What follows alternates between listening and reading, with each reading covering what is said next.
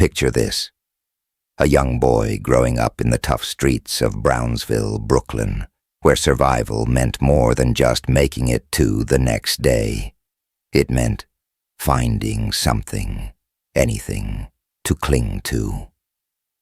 Enter Mike Tyson, a scrappy, mischievous kid with a lisp and a knack for getting into trouble. Who could have guessed that this shy boy, once bullied for his voice and size, would become one of the most feared fighters in boxing history? But Tyson wasn't just about knocking people out. His life was a roller coaster of triumphs, controversies, and redemption.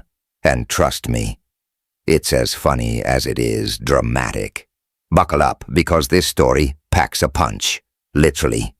Tyson's life took a turn when a juvenile detention counselor introduced him to boxing. Under the mentorship of the legendary Cus D'Amato, Tyson found discipline and purpose. Imagine a teen with fists as fast as lightning and the intensity of a bull in a china shop. Cus often said, "Mike's not just a fighter, he's a future champion." And boy, was he right. But let's not forget the funny moments. Tyson's early attempts to spar often ended with his opponents running for their lives. One gym story goes, a seasoned boxer once underestimated young Tyson. In the first minute of sparring, he was out cold. Lesson learned: never judge a fighter by his baby face. Fast forward to 1986. At just 20 years old, Tyson became the youngest heavyweight champion in history. Picture this: a man so fierce that opponents looked beaten before the fight even began. It was like watching a wrecking ball with gloves. Of course, Tyson had his quirks. He'd storm into press conferences with his trademark growl and deadpan humor. Once a reporter asked how he planned to defeat an opponent. Tyson replied, "I'm just gonna hit him hard." Classic Tyson. And who could forget his iconic post-match interviews?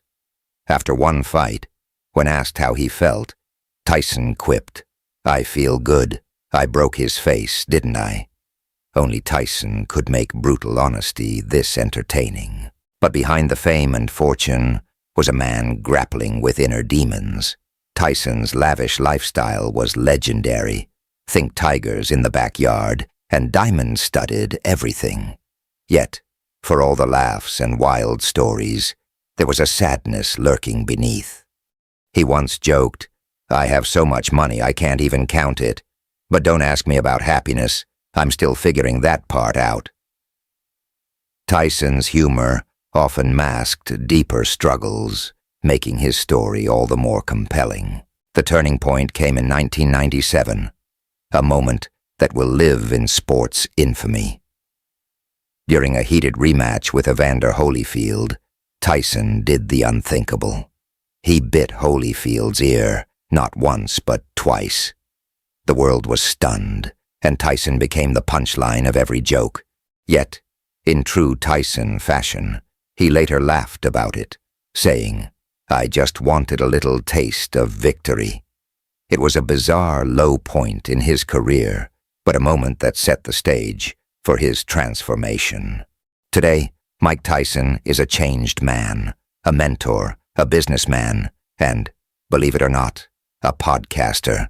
He's embraced his past with humor and humility, proving that it's never too late for redemption. As Tyson himself once said, "Everyone has a plan until they get punched in the mouth." Life punched Tyson many times, but he always came back swinging. And that, my friends, is the story of a fighter who gave the world more than knockouts. He gave us hope, laughs, and a lesson in resilience.